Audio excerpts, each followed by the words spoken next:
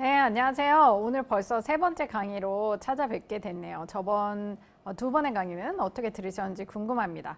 자, 오늘 그러면 어떤 내용으로 찾아뵐지 제가 살짝 설명드릴 텐데요.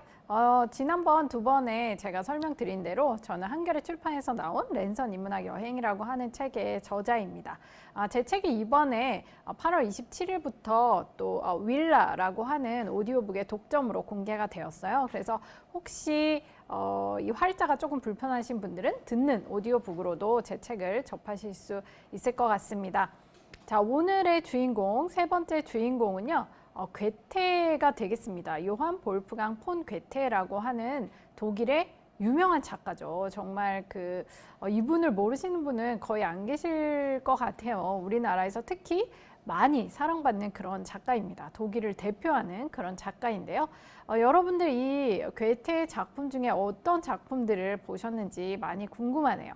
제가 강의 다니면서 여쭤보면은 보통 젊은 베르텔의 슬픔 굉장히 많이 보셨었고 또 파우스트라는 작품도 많이 보셨더라고요. 그래서 정말 많이 접한 그런 클래식, 고전, 세계 명작의 작가구나 그런 것을 제가 느끼는데 지금 보시는 화면에서 여러분들 그 괴테의 지금 초상화를 보고 계세요. 근데 이 초상화 얼굴, 괴테가 몇 살 정도 돼 보일까요? 제가 종종 여쭤보면은 굉장히 젊게 보시는 분들도 계시고 또 나이보다 많게 보시는 분들도 계시는데 이게 괴테가 40 되기 전에 초상화를 그린 것입니다. 이제 티슈바인이라고 하는 친구가 그려준 그런 괴테의 어떤 정말 프로필 사진 같은 그런 초상화를 보고 계세요. 자, 그럼 우리 함께 괴테가 안내하는 독일로 여행을 떠나보도록 하겠습니다. 자, 괴테는 어떤 사람이었는가 간략하게 제가 설명을 드리면요. 두말할 필요 없이 독일 최고의 스타로 정말 그 20대 중반부터 젊은 베르테르의 슬픔을 써냈던 20대 중반부터 사망하던 80대까지 독일 최고의 유명인으로 정말 아이돌 같은 그런 인기를 누린 작가입니다. 그리고 또 정말 이분이 연애라고 하면 연애에서 둘째라면 서러워할 만큼 정말 어마어마한 그 연애 장인이셨다라는 것도 제가 오늘 강의 중간에 재미있는 뒷얘기로 설명드릴 수 있을 것 같고요. 그리고 정말 이 놀라운 점이 진정한 멀티플레이어였다. 제가 여기 멀티플레이어라고 쓴 것은 융합인재였다라고 하는 뜻입니다. 융합인재. 자, 한 분야뿐만 아니라 여러 분야에서 정말 독보적인 그런 능력과 재능을 뽐냈는데요. 융합인재 어떤 분야인지 여러분들 들으시면 깜짝 놀라실 것 같아요. 우리가 지금 괴테라고 할 때는 한 가지 분야, 거의 문학 작품에 있어서 독보적인 능력을 가지고 있었다고 생각들을 많이 하시는데 사실은 괴테가 문학뿐만 아니라 다양한 분야의 호기심을 가지고 있었습니다. 그런데 우리가 보통 천재라고 일컫는 이런 많은 사람들이 다 한 분야뿐만 아니라 아주 다양한 분야에서 지식을 뽐내고 재능을 뽐냈던 사람들이죠. 레오나르도 다빈치 볼까요? 정말 르네상스형 천재다, 르네상스의 최고의 천재다라고 일컬어지는 그런 사람인데 다빈치 같은 경우도 우리는 모나리자라고 하는 대표적인 그림 작품으로 알고 있죠. 그래서 다빈치가 진짜 그림을 잘 그렸어, 다빈치는 진짜 위대한 화가야 라는 건 알고 있지만 그 외에 다른 재능에 대해서는 또 많이들 모르고 계시더라고요. 근데 다빈치 같은 경우도 너무 놀라운 점이 이 시대 르네상스 시대의 화가들은 꼭 그 후원자가 있었어야 했어요. 그래서 다빈치도 후원자를 찾아서 여러 후원자들에게 막 자기를 소개하는 그런 글들을 막 보내기도 했습니다. 후원자를 찾기 위해서.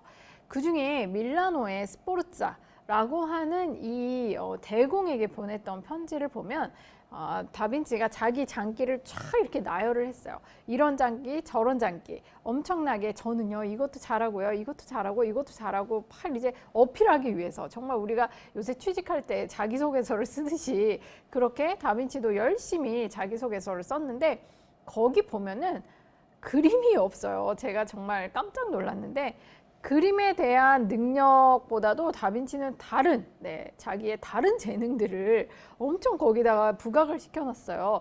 거기에 나열했던 것을 보면은 공학자, 다빈치는 자기를 공학자라고 생각하고 있었던 것 같아요. 그리고 당시에 밀라노의 스포르자 공이 되게 그 군사적인 욕심이 많았던 사람이기 때문에 자기가 군사 공학자로서의 면모를 엄청나게 부각을 시켰습니다.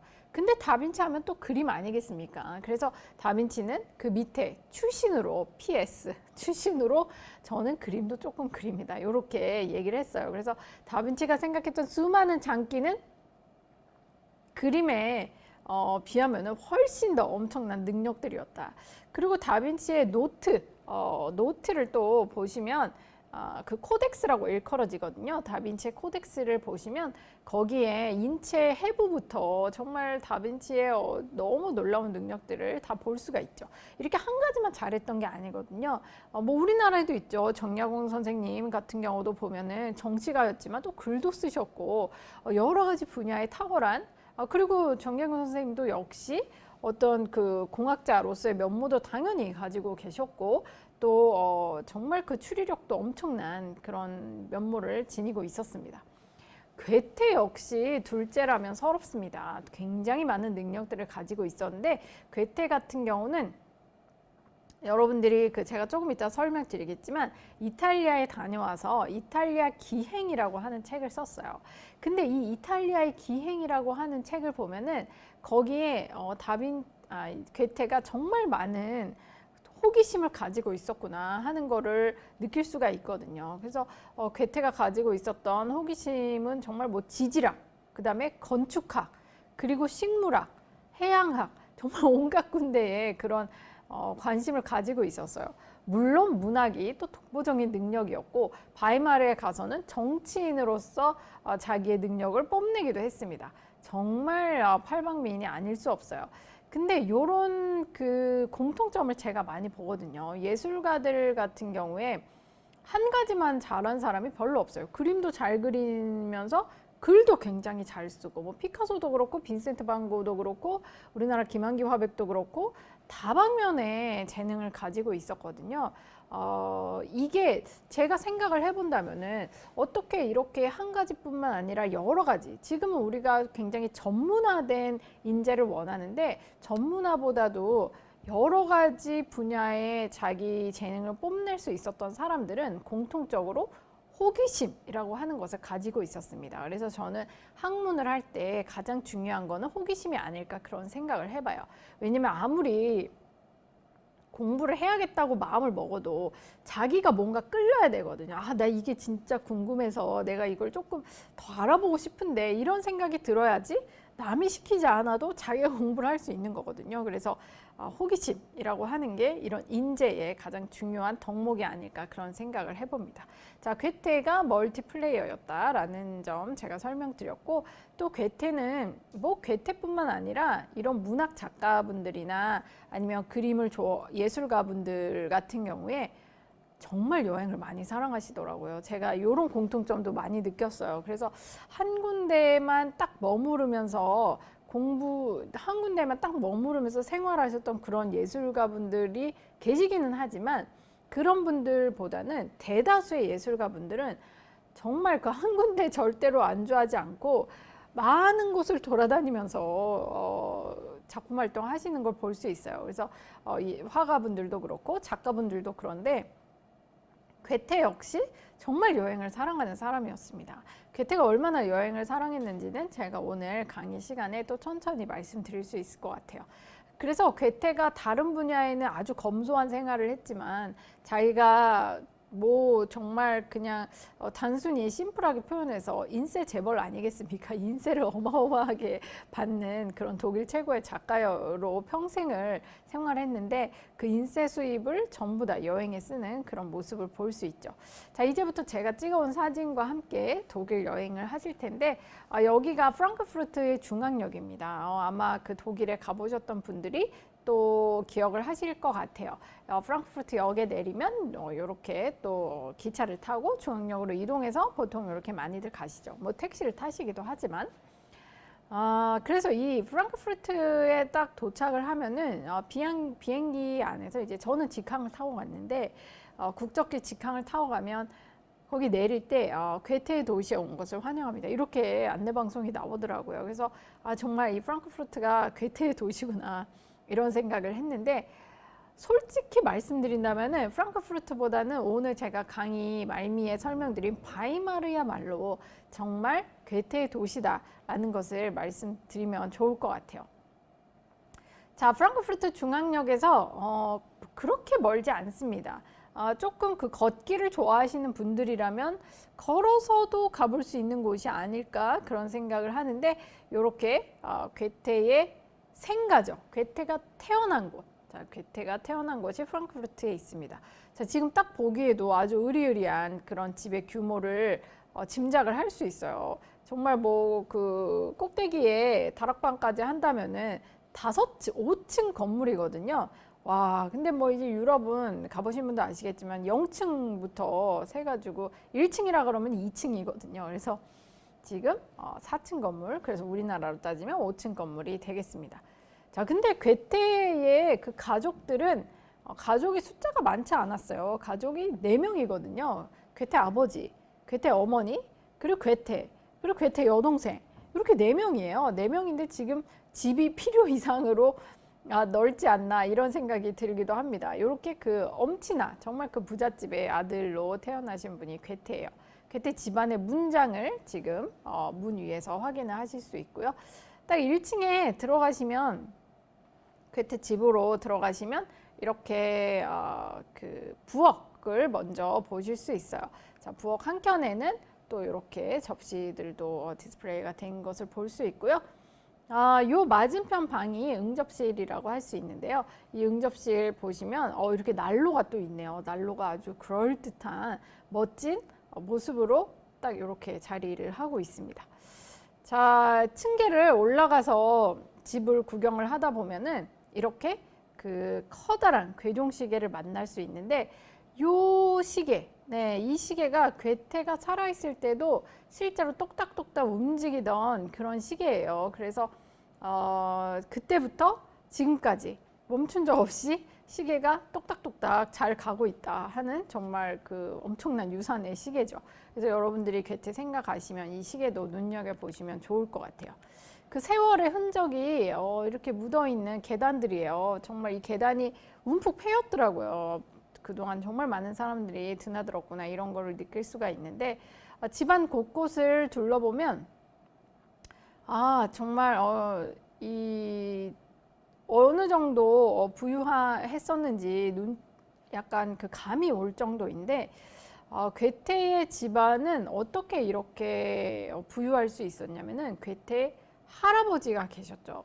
괴테 할아버지가 결혼을 하시면서 아주 부유한 여자분이랑 결혼을 하게 됐어요. 그래서 돈이 굉장히 많았습니다, 할아버지가. 그리고는 아들 2명을 낳게 되는데 그 한 명이 괴테 아버지가 되는 거예요. 그래서 괴테 아버지는 사실은 거의 뭐 일을 하지 않으셨어요. 너무 어떻게 보면 진짜 부러운 삶이라고도 할 수 있는데, 일을 하지 않으시면서 돈은 또 아주 풍족한 그런 생활을 하게 됩니다. 그래서 이 괴테의 아버지가 괴테와 또 괴테 여동생을 낳게 되잖아요. 근데 이 아버지는 정치권에서 일을 하고 싶은 그런 욕심이 있으셨던 것 같아요. 그래서 괴테의 아버지는 결혼을 누구랑 하게 되느냐? 당시의 프랑크푸르트 시장, 네, 당시의 시장의 따님과 함께 결혼을 하게 됩니다. 나이 차가 많이 있었는데 그럼에도 불구하고 결혼을 해서 함께 생활을 하시게 되죠. 자, 이렇게 정계에 있는 정말 그 도시의 시장님을 자기 자신의 장인 어른으로 모시게 되면서 와이프와 이제 괴테와 여동생을 낳게 됐어요. 그러면서 아주 그 부유한 생활을 하게 되는데, 이때 정말 제가 기록을 보면은 프랑크푸르트 시내에서 이 집이 어느 정도 아주 그 랜드마크로 자리를 할 만큼 존재감이 있었던 그런 집이다라는 것도 제가 기록에서 확인을 할 수가 있었습니다. 또 하나 제가 아주 놀라웠던 것은 괴테 아버지의 서재인데요. 이게 바로 서재입니다. 근데 이게 지금 제가 한 면만 찍어서 그런데 이 한 4배 정도 되는 그런 책을 보유를 하고 계세요. 그래서 이렇게 책이 많은 것을 제가 보고 깜짝 놀랐는데, 지금은 우리가 책이 나름대로 그래도 저렴한 편이죠. 이제 보통 서점에 가면은 10,000원대로도 책을 쉽게 구매를 할 수 있습니다. 근데 옛날에는 책이라고 하는 것이 아주 그 귀중한 자산이었어요. 일단 종이라고 하는 것은 역사 속에서 저렴했던 적이 거의 없습니다. 뭐 20세기 들어서도 세계대전 때까지만 하더라도 종이는 아주 귀한 그런 자재였어요. 그렇다 보니까 종이를, 이게 예전에는 그런 기록도 있어요. 종이가 거의 소고기랑 맞먹는 그런 가치를 가지고 있었다는 기록도 있거든요. 근데 이렇게 그 비싼 종이를 이런 책이 정말 그 당시에는, 뭐 지금은 책이 뭐 몇만 부씩 막 쏟아져 나오고 있지만 그 당시에는 그러지 못했는데, 이런 귀중한 책들을 저렇게 많이 소유를 하고 계셨다는 거. 사실 책이라고 하는 게 뭐 19세기에 공교육이 발달하기 전에는 우리가 문맹률이 되게 높았기 때문에 책을 읽을 수 있는 사람들 자체가 어쩌면은 소수였다라고 느껴집니다. 그래서 책을 볼 수 있었다는 거, 이거 자체가 어느 정도 그 교육을 받을 수 있었던 귀족층이 아닐까, 이런 생각을 해보고요. 그리고 이렇게 비싼 책들을 저렇게 많이 소장을 하고 있었다는 점이 또 아주 놀랍습니다. 제가 여행을 다닐 때 전 도서관을 많이 찾아다니기는 하는데, 제가 예전에 갔던 도서관 중에 상당히 인상에 남는 도서관이 그 영미권에서 가장 오래된 공공도서관이 있어요. 영국의 맨체스터에 있는데, 그 도서관에서 뭐 마르크스라든지 엥겔스도 그 도서관에서 다 공부를 했을 만큼 유서가 되게 깊은 도서관이에요. 그래서 영국의 공공도서관 중에는 가장 오래된 도서관인데, 채담 도서관이라고 하는 곳입니다. 이제 치썸이라고 하는데, 이 도서관의 그 역사를 보면은 이 도서관이 1500년대 생겼거든요. 근데 1500년대 생기면서 이 도서관이 책 몇 권을 가지고 도서관을 오픈했느냐, 그게 정말 너무 그 귀여운 기록이 있어요. 여러분들이 생각하실 때는 책을 몇 권을 소유해야 또 도서관이 될 수 있나 궁금하실 텐데, 네, 책을 50권 남짓 가지고 도서관을 오픈한 기록이 있습니다. 굉장히 귀여우면서 재밌네. 그러니까 그만큼 책이 귀중한 존재였다라는 걸 아시면 좋을 것 같아요. 그리고 아버지가 이 책의 숫자만큼 교육열이 말도 못했습니다. 정말 자녀분들을 얼마나 교육을 했는지 제가 그 기록을 볼 때 막 안타까울 정도거든요. 지금 그 보시면 이 방이 바로 괴테 여동생분의 방이에요. 그래서 지금 초상화, 괴테 여동생 초상화도 보고 계신데, 이 남매가 정말 아버지가 너무 교육열이 뛰어나가지고 맨날 공부하라고 자기네들을 달달달달 볶다 보니까 이 남매들이 너무 스트레스를 받은 거예요. 괴테 같은 경우는 어릴 때 자기가 아플 수도 있잖아요. 어린아이가 아플 수도 있는데, 아프고 나면은 다음날 아파서 그날 공부를 못했으면은 그 다음날 전날 것까지 다 해야 돼요. 뭔가 이런 자비가 없어요, 아버지가. 그래서 공부를 매일매일 부과된 공부를 그날 못했으면 다음날이라도 꼭 해야 되고, 절대로 봐주지 않는 그런 교육열을 가지고 계신 분이었습니다. 그래서 이 남매들이 부모님의 받은 스트레스를 자기 둘이서 남매끼리 똘똘 뭉쳐가지고 많이 풀었던 것 같아요. 그러다 보니까 이 남매가 아주 돈독해지게 됩니다. 우리 부모님은 왜 우리한테 공부만 시킬까, 이런 생각을 하면서 둘이 아주 친해졌던 것 같아요. 근데 이게 나중에 괴테 인생에 또 여러 가지 그 물결을 만들어내게 되는데, 자, 괴테가 태어난 생과 모습을 지금 보셨습니다. 여기서 태어나서 괴테는 대학에 갈 때까지 지내게 됩니다. 아주 그 부잣집 도련님으로 지내게 되죠. 근데 괴테가 어릴 때는 이런 거를 자랑도 했던 것 같아요. 우리 할아버지가 우리 이 프랑크푸르트의 시장님이시다, 그런 것도 막 우쭐해 했었던 것도 있고, 집이 또 아주 잘 살았기 때문에 어깨에 약간 힘이 들어갔었던 것 같은데, 친구들이 그것 때문에 괴테를 막 시기하고 질투하고 그런 적도 있었던 것 같아요. 자, 이렇게 엄친아로 지냈던 괴테지만 사실은 마음속에 어마어마한 불안감들을 지니고 있었어요. 그래서 괴테는 어릴 때부터 이런 불안한 마음을 지니면서 문학을 꿈꾸게 됩니다. 근데 자기가 문학을 하고 싶은데 당연히 아버지한테는 말이 통하지 않는 거예요.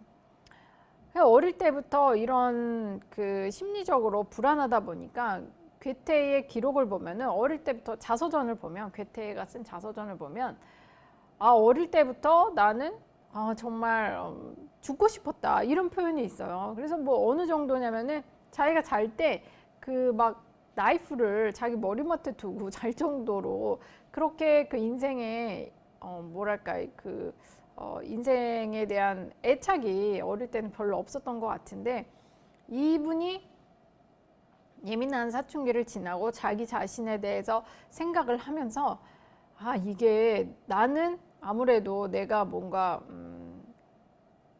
그만 살고 싶어도 자살을 하고 싶어도 나한테는 그럴 용기가 없다라는 거를 본인이 깨달았던 것 같아요.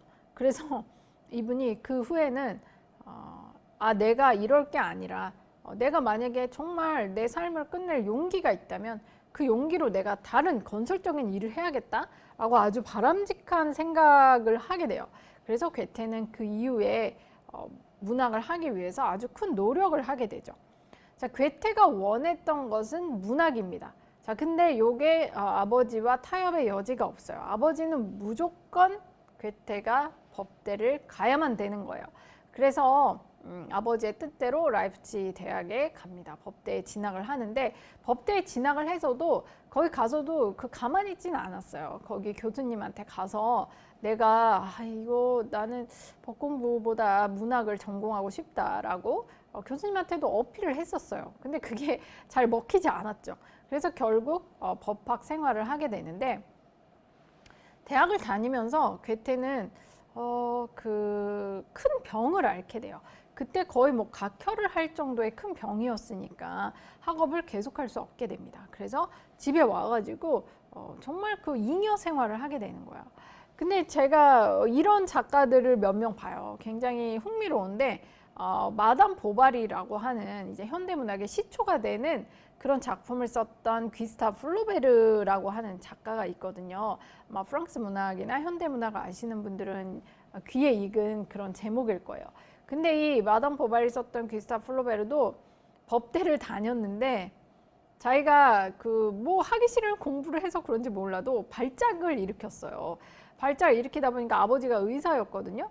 근데 우리 지금 금이야 오기야 하는 아들이 발작을 일으켰으니 그냥 공부를 안 하고 요양을 하도록 그렇게 아버지가 또 배려를 해주는 것을 볼 수 있습니다. 그래서 요양을 하면서 귀스타브 플로베르는 정말 문학에 또 매진을 하게 되고 폴 세잔 같은 경우도 아버지가 무조건 법대를 가야 된다고 해서 법대를 갔지만 결국에는 자기가 원하는 예술로 이제 방향을 튼 것을 볼 수 있죠.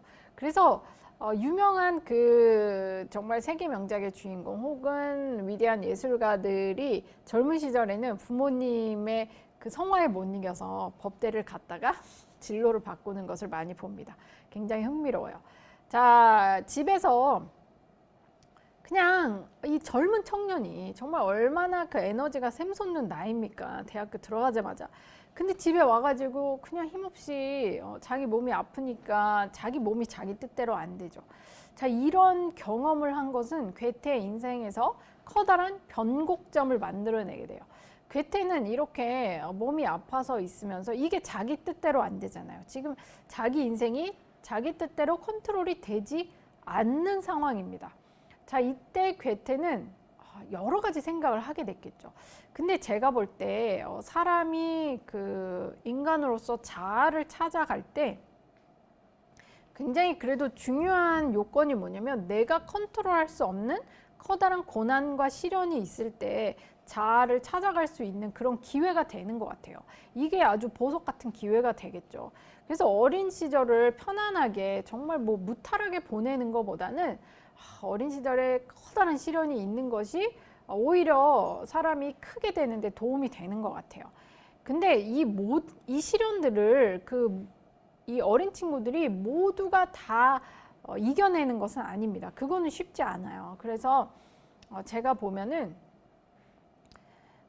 어떤 친구들이 이런 시련을 이겨내고 커다란 인물이 되느냐 하고 봤더니 이제 어린 시절에 이런 고통이 있지만, 그러니까 내 뜻대로 되지 않는 고통이 여러 가지가 있죠. 제가 첫 번째, 두 번째 강의 시간에도 말씀드렸지만 뭐 여러 가지 어린 시절 겪을 뭐 시련들이 있죠. 뭐 부모님이 헤어지셨다든지, 부모님이 일찍 돌아가셨다든지, 아니면 집이 되게 경제적으로 어렵다든지, 이것은 어린아이 본인의 잘못이 아니거든요. 자기의 어떤 잘못으로 세상이 그렇게 돌아간 게 아니기 때문에 그럴 경우에는 대부분 생각할 때 이게 내 잘못이 아닌데, 세상이 나에게 이런 시련이 줄 때 내가 이거 컨트롤할 수 있는 것이 아닌데, 그러면 그냥 포기하게 됩니다. 왜냐하면 내가 컨트롤할 수 있는 게 없기 때문에 그냥 대략 포기를 하고 또 인생을 그냥 놓아버리는 경우도 많은데, 여기서 뭔가 나의 것을 찾기 위해서 조금이라도 내가 컨트롤이 안 된다고 하더라도 1mm, 1cm의 어떤 발전과 변화라도 가져오기 위해서 부단히 노력하는 사람들은 정말 처음에 차이는 이랬을지라도 점점 세월이 가면서 엄청난 갭이 있는 그런 차이점을 만들어내게 되는 것 같아요.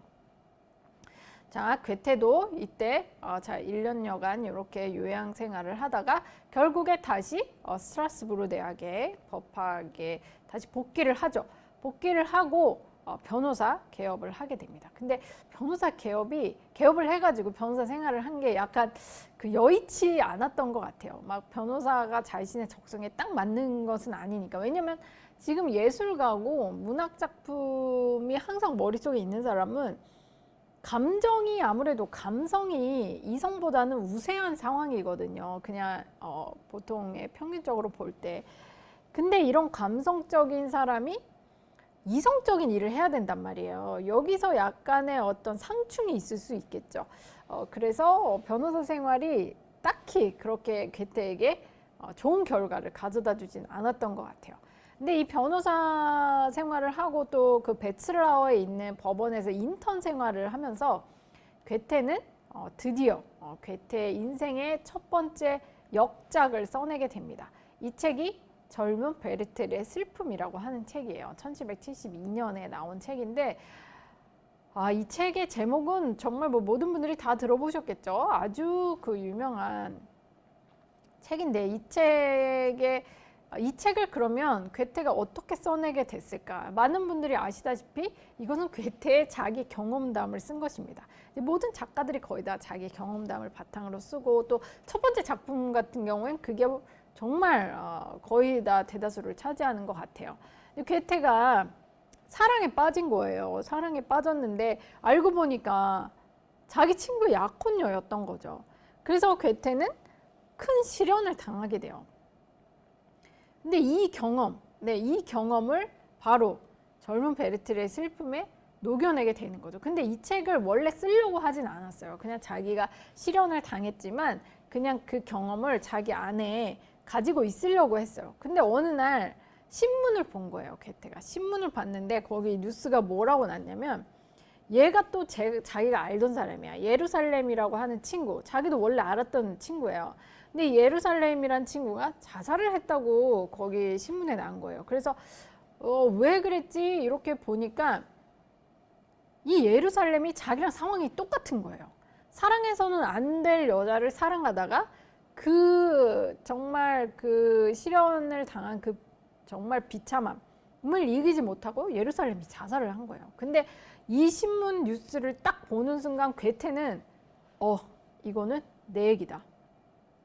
이거는 완전 내 얘기고 내가 지금 이러고 있을 때가 아니야. 그러면서 갑자기 그때부터 막 자기가 생각하기도 전에 펜이 달려나가는 그런 경험을 합니다. 그러니까 이거를 거의 내가 썼다라기보다는 누가 대신 쓴 것처럼 막 이제 펜이 달려나가는, 그래서 한 달 만에 이거를 뚝딱 써냈어요. 물론 이게 장편은 아닙니다. 중편에 가까운데 그럼에도 불구하고 한 달 만에 썼다는 거는 이 안에 모든 문장과 모든 그 스토리가 다 이미 있었다는 거죠. 그냥 그거를 꺼내기만 한 거예요, 괴테는. 자, 그러면서 괴테가 써내게 되는데, 이거를 써냈더니 여러분들이 아시다시피 이 책이 전 유럽의 어마어마한 초대박 베스트셀러가 된 거예요.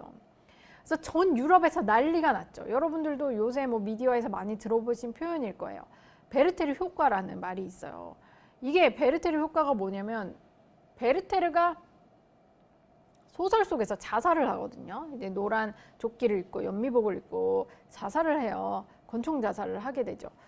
이것을 따라해서 유럽의 많은 젊은이들이 옷까지 맞춰 입고 베르테르처럼 똑같이 옷을 맞춰 입고 자살을 하는 그런 정말 안타까운 열풍이 일어난 거예요. 그래서 이것이 베르테르 효과라는 말로 전 유럽에 퍼지게 됐습니다. 자, 그러다 보니까 이 책을 금서로 지정하게 된 거예요. 이거 더 이상 찍지 말아라. 이거 출판 다시 하지 말라고, 재판을 찍지 말라고 했어요. 그래서 금소로 지정이 되게 되죠. 근데 이 책을 읽으신 분들은, 저도 이 책을 읽을 때마다 이게 거의 지금 1772년이면은 250년이 된 책이거든요. 근데 250년이 돼도 이 책을 읽으면 감동이 있어요. 이게 젊은이들이 하는 고민과 고통, 고뇌, 이런 것들을 이 책에 너무 기가 막히게 잘 녹여낸 거예요. 왜 고전이 되는가를 우리가 여기서 느껴볼 수 있는 것 같아요. 많은 분들이 세계 명작이 왜 세계 명작인가요? 클래식이 왜 클래식일까요? 이렇게 물어보시는 분들이 계시는데, 여러분들이 잘 생각을 해보시면 지금 어마어마하게 많은 책들이 쏟아져 나오고 있습니다. 출판 시장에 정말 뭐 서점에 가보면은 너무나 많은 책들이 쏟아져 나오고 있는데, 그 중에서 베스트셀러가 되거나 여러분들이 사게 되는 책은 뭐냐면 공감이 된다는 거예요. 이거 내 얘기가 아닌가? 이런 생각이 들 정도로 그걸 읽을 때 나도 이랬는데, 베르테르가 이랬네? 나도 이랬는데, 그러면서 그 소설 속의 주인공과 같이 공감을 하게 되는 이런 책들이 계속 지금의 현대 베스트셀러뿐만 아니라 세월을 계속 견뎌내면서, 그러니까 뭐 50년이 지나도 100년이 지나도 150년이 지나도 200년이 지나도 그때그때 사람들이 읽을 때마다 이 책의 주인공에 공감을 한다는 거예요. 이 책이 괴테 20대 중반에 쓴 책이에요. 그런데 이 책을 괴테가 내고 나서 80, 거의 뭐 70, 80이 됐을 때 이미 뭐 거의 50년 이상이 지난 거 아니겠습니까? 근데 50년이 지나도 이 책이 베스트셀러를 유지하고 있는 거예요. 그래서 많은 사람들이 그 당시에도 그거를 궁금해했다고 해요. 아니, 어떻게 50년이 지난 책이 이렇게까지 살아남고 젊은이들이 좋아하는 책이 될 수 있을까? 그럴 때 괴테가 얘기했던 게 뭐냐면, 그때 그 젊은이들만 공감해서 베르테르 효과가 있었던 게 아니고, 지금 젊은이들이 책을 읽어도 그 베르테르가 내 얘기라고 느끼기 때문에 그게 많이 팔리는 거다라고 얘기를 했었어요. 근데 그게 지금 괴테가 살아있던 50년간 뿐만이 아니라 지금 250년이 지나도 우리가 역시 공감을 하는 거죠. 근데 저도 그거를 느끼는 것 같아요. 전 사실 청년이 아닌, 청춘도 아니고 청년이 아닌데도 제가 베르테르의 슬픔을 보면은 정말 저의 마음을 흔드는 그런 문장과 구절들이 아직도 존재를 합니다. 이런 책들이 많이 있죠.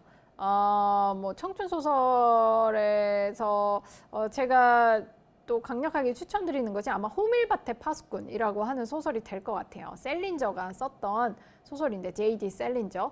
아마 호밀바테 파수꾼도 여러분들이 젊은 날에 읽으실 때 이거 완전 내 얘기야, 완전 사이다야, 이거 진짜야, 완전 유쾌하고 통쾌하다 라고 여러분들이 많이 공감을 하셨을 것 같아요. 그래서 고전, 클래식이 되는 소설은 시대를 거슬러서, 시대를 아무리 시대가 변하고 또 다시 새로운 시대를 맞이해도 그 젊은이들에게 늘 공감을 얻는 책이다라는 점을 알아주시면 될 것 같습니다.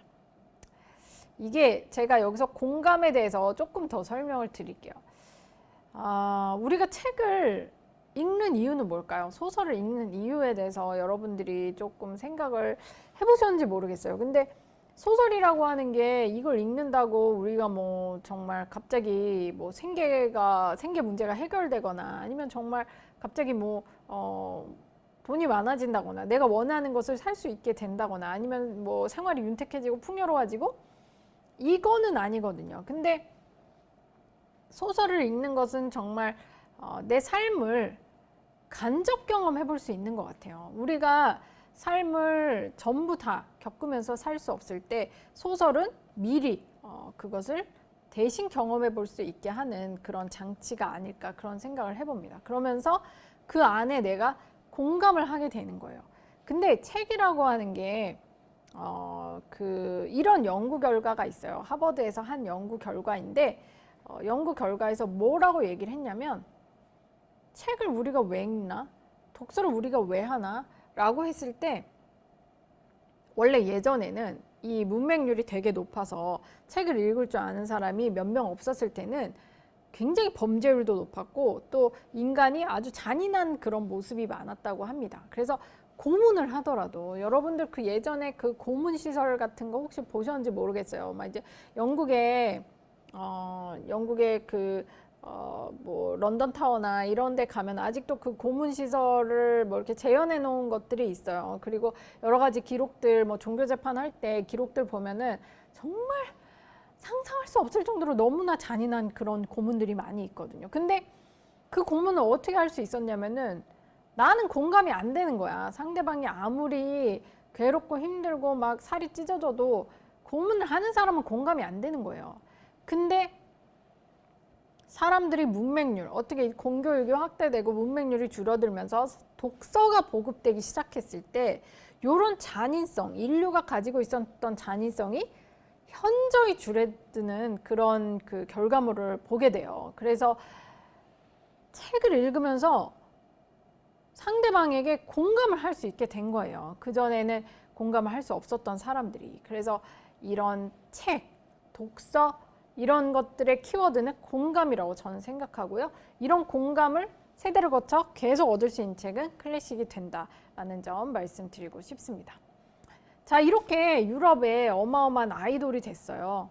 그랬더니 팬이 많이 생기게 됐어요. 막 전 유럽에 이런저런 팬이 막 가득 생기게 됐는데 그 중에 바이마르에 있는 아우구스트 대공이라는 분이 괴테보다 나이가 한참 어려요. 그래서 이분이 아마 18인가 그래요. 괴테 20대 중반인데 그래서 이분이 찾아온 거예요. 괴테를.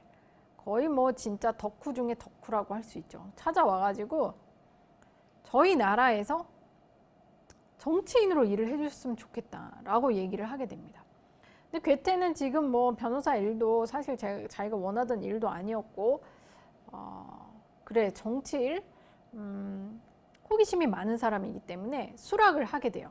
자, 그리고는 갑니다. 바이마르라고 하는 곳에 가게 돼요. 근데 가서 그 맡았던 직위가 뭐냐면 추밀 고문관이라고 하는 것이고요. 그리고 이 연봉도 정말 바이마르에서 두 번째로 높은 그런 연봉으로 배려를 해주게 됩니다.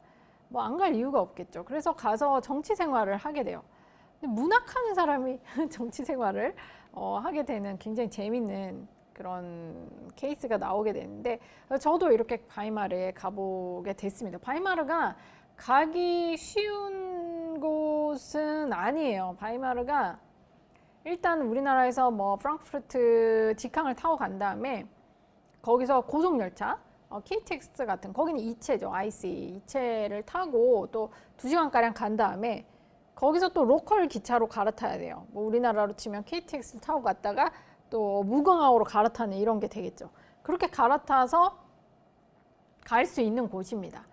접근성이 아주 좋은 건 아니지만 어쨌든 바이마르에 도착을 했는데 바이마르 역도 너무 그 조그맣고 귀엽고 이게 막 동네 간이역처럼 이렇게 생겼어요. 그래서 이게 지금 토요일 오후의 모습이에요. 토요일에 지금 사람이 하나도 없어요, 역에. 그러니까 얼마나 작은 소도시인지 알 수 있죠. 그래서 이게 휴가 시즌, 피크 시즌에 토요일 오후인데 이런 모습 보실 수 있습니다. 그래서 여긴 왜 이렇게 한가하지? 너무 신기한 것이다 이런 생각을 했던 기억이 나네요. 자, 이렇게 가다 보면 괴테와 실러 정말 뭐 이 도시는 이 도시 자체가 사실 프랑크푸르트에 가도 괴테의 존재감이 있기는 하지만 여기랑은 비교할 수 없어요. 여긴 정말 괴테 때문에 가는 거예요. 뭐 프랑크푸르트는 우리가 금융의 도시기도 하고 출장으로도 가고 여러 가지 이유 때문에 갑니다만 여기 바이마르는 무조건 괴테 때문에 가는 거고 괴테가 이 도시를 다 하드캐리를 하고 있는 그런 곳입니다. 자, 여기에서 제가 약간 그 쉬어간 타임으로 괴테 연애 이야기 조금 해드릴 수 있을 것 같아요.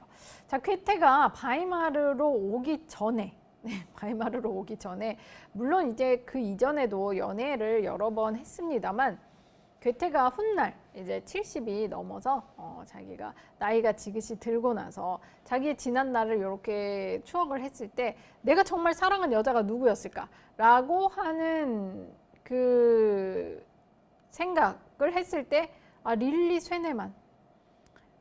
쇠네만이야말로 내가 가장 사랑했던 그런 여자구나라고 본인의 조수인 에커만에게 얘기를 했었어요. 요한 페터 에커만이라고 하는 청년이 괴테 말년에 거의 10년에 걸쳐서 괴테 저작물들도 다 그 관리를 해주고 괴테 비서처럼 역할을 했었거든요.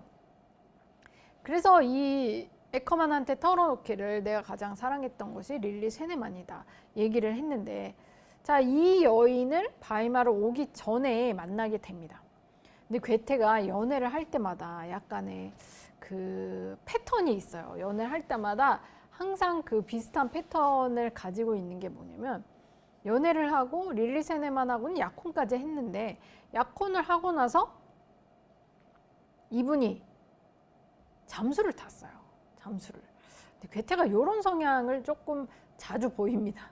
약간 이해할 수 없긴 한데, 그럼 왜 잠수를 탔을까? 이 문제에 대해서 생각을 해보면, 제가 아까 강의 초반에 괴테 여동생 그 방을 보여드리면서 괴테와 여동생이 정말 친밀한 남매 관계였다라고 말씀을 드렸었는데, 이 괴테와 그 여동생은 정말 너무 끈끈했던 것 같아요. 그래서 괴테의 여동생은 괴테가 뭐 정말 그 젊은 베르텔의 슬픔인 그 주인공과 사랑에 빠졌을 때도 약간의 배신감을 느낄 정도였어요, 여동생이. 그리고 또 그러면서 자기 오빠 친구와 그때 결혼을 하기도 했습니다. 근데 거의 뭐 홧김에 결혼한 거예요. 우리 오빠 마음 변했구나. 그렇게 해서 자기가 결혼을 했던 거고, 그 이후에 릴리 쇠네만한테 가서는 또 우리 오빠랑 결혼하지 말라고 그렇게 얘기를 할 정도였습니다. 그래서 괴테는 여동생에게 죄책감이 있어요. 자기가 남자를 만나고 여자를 만나고 여자를 사귈 때 여동생이 상처를 받을 거에 대한 그런 죄책감이 항상 있었던 것 같아요. 그래서 릴리 쇠네만하고 약혼까지 했음에도 불구하고 결국 잠수를 타고 바이마르로 오게 됩니다. 자, 바이마르로 오고 나서 괴테는 또 한 명의 인생에 정말 중요한 자기의 멘토 같은 여인을 만나게 되는데, 이 여인이 바로 폰슈타인 부인이 되겠습니다. 자, 귀족의 부인이에요. 이제 폰자가 붙었기 때문에. 근데 이 부인은 당시에 유부녀였어요. 남편이 있는 관계여서 괴테와는 그냥 계속 편지를 주고받으면서 플라토닉한 관계를 이어가게 되죠. 근데 그 괴테가 정말 많이 사랑했던 것 같아요. 폰슈타인 부인한테 보낸 편지들 같은 기록 남아있는 거 보면은 정말 우리가 전생에는 부부였다라고 생각을 하는 것 같아요. 전생에 부부였는데 지금 현생에 와서 이렇게 사랑할 수 없는 관계가 된 거죠. 괴테는 총각이고 이렇게 폰슈타인 부인은 이미 유부녀인 이런 상태로 만난 정말 이 소울메이트다라고 그런 기록을 많이 볼 수 있어요. 폰슈타인 부인하고 아주 오랫동안 거의 뭐 10년 가까이 이렇게 계속 편지를 주고받으면서 사랑을 하게 됩니다. 자, 괴테가 이때 살았던 곳으로 잠깐 떠나보면은 정말 그 뭐랄까 이게 뭐 중세 옷차림을 하고 저쪽에서 뭐 배우 2명이 걸어오면 정말 그냥 중세 그 자체가 될 수 있는 그런 공원이에요. 뭔가 현대적이거나 인공적인 것이 하나도 느껴지지 않는 너무 아름답고 목가적이고 그러면서 스케일도 있는 그런 공원이었습니다. 이 공원의 이름이 일름 공원이에요. 바이마르에 있습니다. 바이마르가 정말 작은 소도시이기 때문에 걸어서 다 돌아보실 수 있어요. 이 바이마르의 일름공원 제가 추천을 드리는데, 여기를 가다 보면 이렇게 당연히 작은 강도 흐르고 있고요. 이렇게 그 산책을 하다 보면 괴테의 집, 괴테가 살던 작은 집을 만날 수가 있습니다. 근데 괴테가 머무르던 요 집, 여기서 창문을 내다보면 그 공원이 다 내다보이는 구조예요. 너무 평화롭고, 정말 이런 곳에서 살 수 있다면 얼마나 좋을까. 저는 당시에 가보고 너무너무 감동을 했던 그런 곳인데, 굉장히 작은 오두막입니다. 그 2층짜리 오두막인데, 원래 그 포도밭 오두막이었던 것을 아우구스트 대공이 이렇게 괴테를 초청하면서, 괴테가 살 곳이 필요하기 때문에 이렇게 집을 마련을 해준 것이죠. 내부는 굉장히 심플해요. 심플하고 세간살이가 많이 없습니다. 근데 괴테가 나중에 바이마르 다른 집에 살게 되는데, 그 집에 살면서도 여기에 그 더울 때마다 뭐 피서차 오기도 하고 계속 이용을 했던 그런 곳이에요. 그래서 괴테가 썼던 이런 데스크도 있고, 또 침대 아주 그 검소하죠. 정말 이걸 보고 저도 깜짝 놀랐는데, 독일 최고의 작가가 이렇게 검소한 침대를 썼구나, 그런 생각을 했어요. 자, 이렇게 지내면서 바이마르에서 뭐 폰슈타인 부인과 또 계속 그 폰슈타인 부인 만나면서 괴테가 아주 많이 성숙을 하게 됩니다. 정말 그 폰슈타인 부인이 맨 처음에 괴테를 만났을 때 첫 인상 같은 경우는 너무 철없고 철이 없고 그냥 감정을 주체 못하는 그런 청년이라고 막 이렇게 써놓은 것도 있는데, 자제력이 있는 그런 청년으로 거듭나게 되죠. 자, 그러면서 정치 생활을 하게 돼요. 근데 정치 생활도 꽤 잘했습니다. 이 바이마르의 어떤 주수입원, 바이마르 공국의 그 경제력을 확대하기 위해서 광산 개발도 하게 되고 여러 가지 정책을 펴게 돼요. 이렇게 광산 개발을 했기 때문에 또 지질학에도 관심이 있었던 것 같은데, 자, 이렇게 지내던 괴테가 한 10여 년간 정치인 생활을 하면서, 이 사람이 아주 감성적인 사람인데 이런 정치인 그 공무원 생활을 이제 이성적인 직업을 가지고 하게 되면서 어느 정도 약간의 그 번아웃이 왔던 것 같아요. 내가 이렇게 지금 문학 그런 작품 활동을 전혀 하고 있지 못하다라는 그런 자각을 얻게 되면서, 내가 여기서 어떤 그 인생에 다른 모멘텀을 만들어내야겠다라고 생각을 하고 그랜드 투어를 떠나게 됩니다. 자, 이탈리아로 1786년에 떠나게 되는데, 괴테가 이때 아직 그 싱글입니다. 괴테가 30대 후반까지 결혼을 하지 않았어요.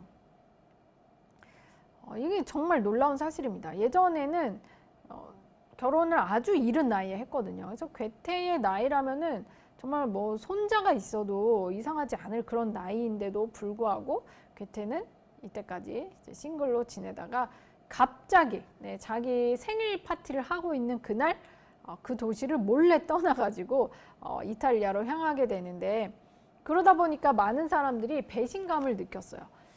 이게 괴테랑 정말 친하다고 생각을 했는데, 폰슈타인 같은 경우도 내가 괴테랑 그렇게 친한 사이인데 자기한테 말도 안 하고 어느 날 가보니까 정말 잠수를 타가지고 알아보니까 이탈리아를 갔다는 거예요.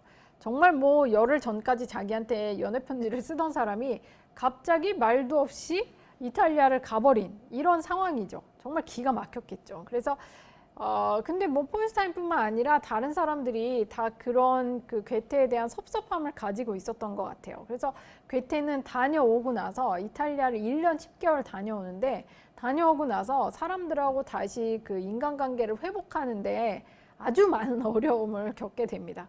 그러니까 말하자면 사람들이 다 삐진 거예요. 삐져가지고 괴테를 이해하지 못하는 그런 일들이 있었습니다. 자, 그랜드 투어. 그랜드 투어 여러분들이 이제 들어보셨을지 모르겠는데, 유럽에서 특히 먼저 시작된 곳은 영국이라고 알려져 있는데, 영국은 뭐 정말 산업혁명 이후에 대영 제국이라고 우리가 알고 있지만, 그 대영 제국이 되기 이전에는 작은 섬나라에 불과했어요. 그리고 그 나라 자체의 수준이라든지 경제력이 다른 유럽 본토, 유럽 대륙에 있는 나라와는 훨씬 그 나라들에 비하면 훨씬 떨어지는 수준이었습니다. 그래서 영국 자체도 자기네 나라는 이런 섬에 불과하고 다른 유럽 대륙에 비해서 어느 정도 좀 부족하다라는 거를 자각을 하고 있었어요. 자, 그러다 보니까 영국의 귀족들이 이게 우리가 자녀를 교육을 해야 되는데 우리 자녀가 어떻게 정말 대단한 사람이 될까라고 고민을 했을 때 이게 유럽의 역사를 뭔가 그러니까 공부를 더 하고 애들이 유학을 갔다 와야 되지 않나 이런 자각을 하게 된 거예요. 지금도 우리 부모님들이 막 아이들을 유학을 보내고 더 넓은 세상에서 더 깊이 있는 공부를 하기 바라는 것처럼 당시에 유럽 귀족분들도 그런 생각을 했어요. 자, 그래서 아이들을 그러면 유학을 보낼 때 어디로 보내냐는 거죠. 근데 어디로 보내냐라고 했을 때 유럽의 원조는 어디일까요? 여러분들 많이 알고 계시겠지만 유럽의 오리지널, 유럽은 어디로부터 점점 그 확대가 되었느냐? 바로 로마 공화국입니다. 자, 로마 공화국이 유럽 대륙 전체를 지배하고 있다가 지금은 여러 나라로 분리가 되면서 뭐 독일이라든지 스위스라든지 이탈리아라든지 스페인이라든지 이런 나라로 여러 나라로 이제 분리가 된 거죠. 그러다 보니까 유럽의 원조, 유럽의 오리지널은 로마야. 그럼 우리는 로마에 가서 배워야 돼 라고 생각을 하면서 영국에서부터 로마로 여행을 떠나게 됩니다. 자, 여행을 떠나는데 당연히 영국에서 출발하면 이탈리아 로마까지 갈 때까지 뭐 프랑스를 거쳐가게 되죠. 자, 그럼 프랑스를 에서 사람들을 그럼 프랑스 사람들은 또 궁금해. 왜 영국 사람들이 자꾸 우리나라를 거쳐서 이탈리아로 가지? 그거를 물어보니까 이탈리아가 유럽의 원조였고 거기 가서 더 큰 공부를 하겠다는 거예요. 그래서 그러면 프랑스 사람들이 생각해도 그러면은 우리도 우리 아이들을 보내서 공부를 해야겠다. 그래서 이게 전 유럽으로 유행이 퍼지게 돼요. 처음에 영국에서 시작했던 게 프랑스의 귀족 자제들도 가게 되고 독일의 귀족 자제들도 가게 되고 이러면서 전부 유럽으로 이탈리아로 가게 되는데 당시에 그 이탈리아로 아무래도 아이들을 청소년기에 보내게 되죠. 유학을 우리도 지금은 다 청소년기에 보내니까. 그럼 청소년기에 유학을 갔을 때 아이들이 솔직히 정말 뭐 열심히 집중해서 공부를 하는 거는 어렵겠죠. 뭐 호기심도 많고 산만할 그런 나이니까. 그럼 혼자 보내면은 뭐 술이나 먹고 제대로 공부를 안 하겠죠. 그러니까 부모님들이 전부 가정교사를 딸려서 보내게 됩니다. 그리고 귀족이었기 때문에 하인들도 같이 딸려서 이탈리아를 가게 되죠. 그래서 아주 대규모의 그런 짐을 싣고 사람들이 여러 명 이렇게 이탈리아로 가게 되는데 그때 제가 재밌었던 표현은 로마에 다녀왔던 사람들을 일컬어서 마카로니라고 불렀다는 그런 기록을 봤어요. 그러니까 이탈리아 가서 마카로니를 먹었다는 거죠. 마카로니를 먹고 온 아이들을 약간 비꼬는 표현으로 마카로니다라는 그런 표현도 했다고 합니다. 근데 이것은 아무래도 유학을 떠나는 것이기 때문에 재력이 바탕이 되었어야 했어요. 뭐 당연한 얘기지만. 그래서 괴테의 아버지, 괴테 집안은 뭐 재력이 충분하기 때문에 괴테 아버지 요한 카스파 괴테도 그랜드 투어 이탈리아 여행을 떠났었고요. 그리고 괴테도 역시 이탈리아 여행을 떠납니다. 괴테 아들 아우구스트도 역시. 그래서 이 집안은 3대에 걸쳐서 그랜드 투어를 다녀온 집안이에요. 근데 괴테 아버지도 정말 학구열이 높았던 게 본인이 이탈리아 여행을 다녀와서 그걸 또 책으로 냈어요. 책으로 이탈리아 기행이라는 책을 썼는데 그걸 또 이탈리아어로 쓰신 분이에요. 그러니까 정말 뭐 보통의 지식인은 아니었던 건 확실합니다. 자, 괴테도 자신이 공무원 생활을 하면서 어느 정도 번아웃이 왔던 것을 이탈리아 가서 치유하기 위해서 떠나게 됩니다. 그리고 1년 10개월 다니면서 거의 매일 일기를 써요. 일기를 정말 촘촘히 써가지고 그 일기를 나중에 이탈리아 기행이라고 하는 책으로 펴내게 됩니다.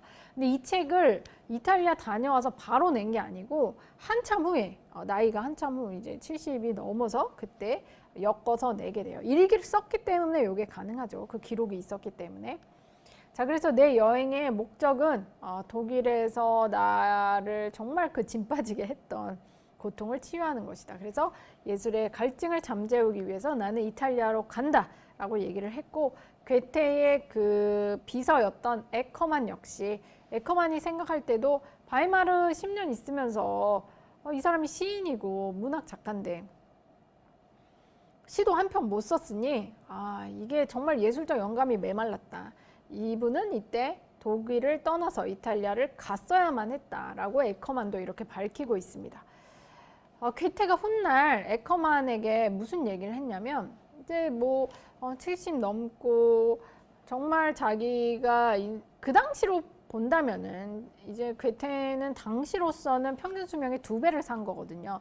지금은 우리가 평균 수명이 훨씬 늘어났으니까 70, 80 이런 나이가 크게 정말 오래 살았구나라는 생각을 안 하지만, 당시로서는 당시 평균 수명 40세 정도밖에 되지 않기 때문에 70 넘어서 살았다는 거는 굉장한 혜택이라고 볼 수 있죠. 근데 그때 자기가 이렇게 나이를 먹고 자기의 어떤 경험들을 되돌아봤을 때, 내가 생각할 때 인간이 정말 도대체 무엇인가를 내가 생각했을 때 나는 로마에서만 이걸 느꼈다. 정말 얼마나 로마를 이분이 훗날까지 그리워하고 사랑하고 정말 그 로마의 경험을 얼마나 소중히 했는지 알 수 있는 그런 표현인 것 같아요.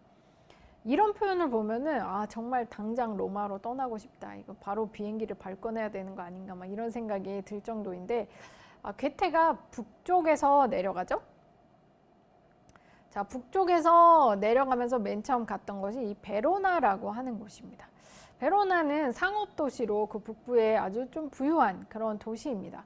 그래서 이 베로나의 아레나 다녀오신 분들 이 사진 보시고 그래 저기 갔다 왔었지 라고 생각을 하실 수 있을 텐데, 이 아레나는 로마 시대 원형 경기장의 모습을 그대로 하고 있죠. 그래서 딱 봤을 때 저기 콜로세움인가? 이렇게 생각하시는 분들도 계셨을 것 같아요.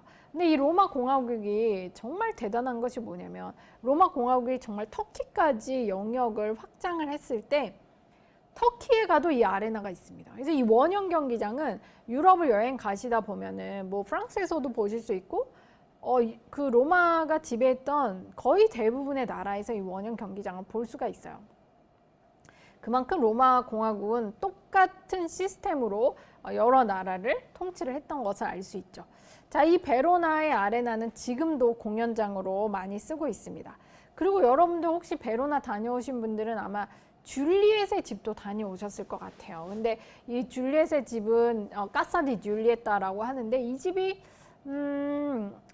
어떤 그 관광지죠. 실제로 그 소설에 등장하는 모습을 흡사하게 하고 있는 그런 곳인데, 여기서 또 잠깐 셰익스피어에 대해서 살짝 그 말씀을 드리면, 이 까사 디 줄리에타를 보면 이게 여기가 이제 로미오와 줄리엣의 배경지예요, 베로나가. 근데 그 로미오와 줄리엣 그 희곡을 보면은 거기에 등장하는 어떤 묘사들, 묘사들을 보면 셰익스피어가 정말 여기를 다녀온 거구나 라고 하는 거를 느끼게 되거든요.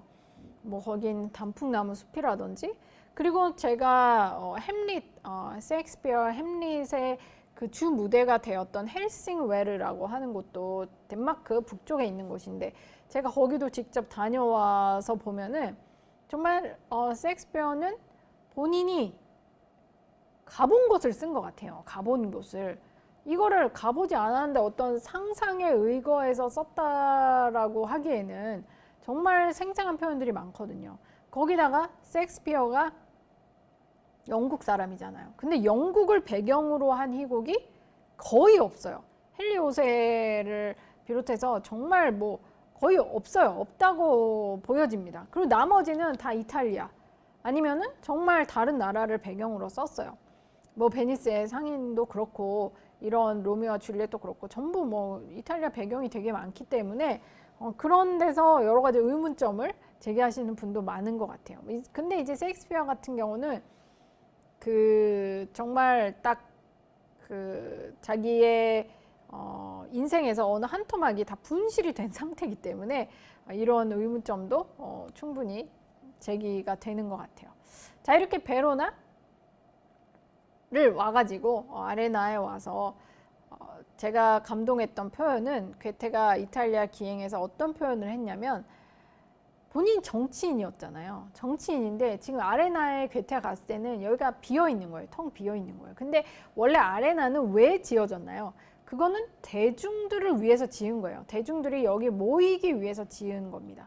근데 텅 비어 있는 아레나를 보고 이게 확실히 아레나라고 하는 건물은 대중이 있어야지 이게 가능한 게 아닌가. 이런 정치인의 면모를 보이는 그런 발언을 한 것이 있고, 또 한 가지는 뭐냐면 여러분들이 이런 원형 경기장 가면은 이제 그 좌석이 다 이렇게 계단식으로 되어 있는 걸 알 수 있을 거예요. 우리나라 원형 경기장도 똑같죠. 이렇게 앞은 뭐 1층이라고 한다면 그 위에는 의자가 조금 더 높고 그 위는 의자가 조금 더 높고 이런 식으로 되어 있는데, 괴테는 그걸 건축학적으로 또 보면서 풀어낸 게 있어요. 우리가 만약에 길거리를 가다가 어디에 공연을 하고 있다. 공연을 하고 있을 때 자연스럽게 사람들이 그 공연을 하는 주위를 모이게 되죠. 그 모이게 되는 게 자연스럽게 이렇게 원형으로 모이게 됩니다. 이거는 뭐 너무 자연스럽죠. 근데 이 원형으로 모이면서 사람들이 자꾸 모이다 보면 앞 사람한테 가려서 뒷 사람은 안 보여요. 그 앞에 공연하는 장면이. 그럴 경우에 뒷사람들이 거기 앞에 계신 분들 좀 앉아주세요 라든지, 자기가 보기 위해서 자기는 뭐 더 높은 고지대로 가서 이렇게 보게 된다든지, 아니면 의자를 놓고 올라가서 보게 된다든지 이런 형태를 취하게 돼요. 그래서 자연스럽게 원형이 되면서 맨 앞자리는 앉게 되고 그 뒷자리는 뭐 서 있는다든지, 그리고 그 뒷자리는 의자를 놓고 올라가서 본다든지 이런 형태가 자연스럽게 이루어집니다. 그거를 그대로 건축으로 옮겨놓은 게 아레나라는 거예요. 아레나 그렇게 생겼기 때문에. 그래서 이게 저도 생각을 못했던 면이었는데, 괴테가 쓴 이탈리아 기행을 보고 이런 면이 있구나. 정말 그 통찰력이 있는 인문학자다. 그런 생각을 해봤어요. 자, 괴테가 이 다음 여행지로 베네치아에 가게 됩니다. 정말 그 독보적인 도시죠. 저도 제가 여행을 이런저런 나라들을 많이 해봤는데 뭐 이제 베네치아 비슷한 도시들은 많이 있어요. 그래서 뭐 제2의 베니스라든지 뭐 정말 작은 베니스라든지 이런 별명을 가지고 있는 도시들도 많은데, 이제 운하를 끼고 있는 그런 도시들이 그런 별명이 많은데 베니스 같은 곳은 정말 없는 것 같아요. 그래서 저도 베니스에 갔을 때 정말 여긴 정말 압도적이다 이런 느낌을 받았었는데, 괴테 역시 그런 생각을 했던 것 같아요. 그리고 베니스에 있는 산마르코 광장, 여러분들 이제 기억하실지 모르겠지만 베니스에서 가장 뭐 랜드마크라고 할 수 있는 게 산마르코 광장, 그리고 리알토 다리 이런 것들인데, 괴테가 산마르코 광장을 보면서 세계 그 어느 광장보다 가장 아름답다라고 하는 그런 찬사를 주기도 했습니다. 그리고 여기 와서 그 이탈리아에 와서 괴테가 느낀 게 뭐냐면 자유예요. 자유. 이게 괴테가 젊은 나이에 베르테르의 슬픔을 쓰면서 유럽 전역에 정말 초대박 베스트셀러 작가가 되면서, 그 당시엔 TV도 없고 영화도 없고 뭐 유튜브도 없고 아무것도 없기 때문에 사람들이 오락거리로 생각할 수 있는 게 책이에요, 결국은. 그래서 책으로 그렇게 대박을 내면 아이돌이야, 아이돌 인기를 누리게 되는데, 괴테가 너무 유명하고 너무 인기가 많았던 거예요. 그러니까 어디를 가면은 다 자기를 알아보는 거예요. 자기가 너무 유명인이 돼가지고 지나가면은 다, 우리가 뭐 지금 유명인들을 길거리에서 만나면은 저 사진 좀 찍어주세요 이렇게 말하듯이, 괴테가 지나가면은 막 사인을 해달라고 하기도 하고, 괴테의 얼굴을 막 스케치하려고 하기도 하고, 이런 것들이 있었던 거예요. 그래서 괴테는 어떻게 하면은 나의 신분을 숨기고 내가 자유를 느낄까, 그런 거로 고민을 많이 했어요. 그래서 이탈리아 갈 때 가명을 씁니다. 일단 가명을 쓰고 어디든 그 호텔이나 이런 숙박을 할 때 전부 가명으로 숙박을 하게 되죠. 근데 여기 와서 물론 자기를 알아보는 사람도 있었지만 자유라는 것을 느끼게 됐어요. 그래서 괴테가 쓴 그런 기록들을 보면 연예인들이 외국에 가면은 좀 이런 느낌을 받나 보다. 저도 그런 생각을 해봤어요.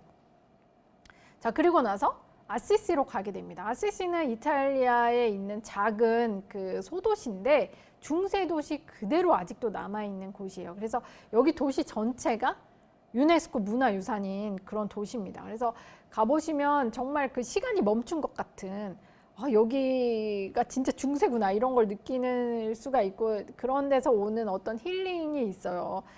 정말 옛것, 그 슬로우한 데서 오는 마음이 편안해지는 그런 마력이 있는데 여기 아시시를 가실 때는 보통 여기 성프란체스코 성당을 보러 많이 가시거든요.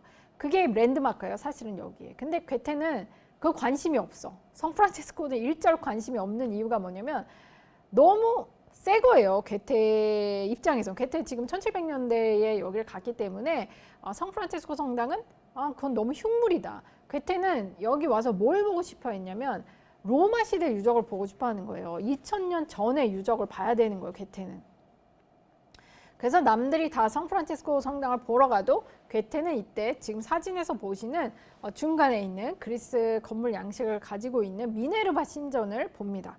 그러면서 건축학적으로 또 엄청나게 메모를 하게 돼요. 내가 건축가 만나면은 이거에 대해서 말해줘야지 막 이러는 열정을 가지고 있습니다. 여기가 광장이에요. 그러니까 얼마나 작은 도시인지 아시겠죠? 여기가 아시시의 중앙 광장입니다. 이게 도시에서 가장 큰 광장이에요. 그래서 도시 자체가 아주 조그만 너무 아기자기하고 정말 중세 그대로의 그런 곳입니다. 자, 이렇게 지났어요. 이것 말고도 이제 작은 다른 도시들도 지나왔는데 제가 인상적이었던 거는 피렌체를 그냥 지나쳤다는 거예요. 원래 피렌체는 정말 그 피렌체라는 곳 자체가 천재들의 도시잖아요. 뭐 다빈치라든지 뭐 우리가 알고 있는 많은 천재들 그리고 메디치 가문이라든지 다 피렌체에서 나왔기 때문에 피렌체를 지금 우리가 이탈리아 관광 간다고 할 때 피렌체를 패스하기는 힘들어요. 피렌체를 꼭 봐야 되는데 괴테는 피렌체를 그냥 지나칩니다. 저는 그게 굉장히 쇼킹했어요. 피렌체를 그냥 지나가네. 이런 정말 그냥 멀리서 이렇게 피렌체 그냥 지나가면서 피렌체 저기구나 그냥 그러고. 왜냐면 이분이 왜 그랬냐면 로마를 너무 가야 돼. 로마 가는 것 때문에 지금 마음이 급한 거예요. 하루빨리 로마를 가야 되는데 지금 피렌체고 뭐고 자기 눈엔 안 들어오는 거예요. 그래서 그 일정을 그냥 로마에 완전 올인을 하고 로마에 도착을 합니다. 여기가 로마의 북쪽에 있는 포폴로 광장이에요. 옛날에 여기가 로마의 대문이에요. 우리나라에도 사대문이 있듯이 여기를 패스해야 드디어 로마에 온 거예요. 근데 여기를 지나왔을 때의 그 괴테의 감격. 내가 드디어 로마에 왔구나. 정말 꿈에서나 보던 로마를 내가 왔구나라고 할 때의 그 괴테가 느꼈던 그런 것들이 뭐라고 괴테가 표현을 했냐면 드디어 내가 로마에 왔다라고 하면서 내가 여기를 올 수만 있다면은 내가 그냥 수레바퀴에 노예처럼 질질 끌려가도 나는 불만을 하지 않을 정도다라고 얘기를 했어요.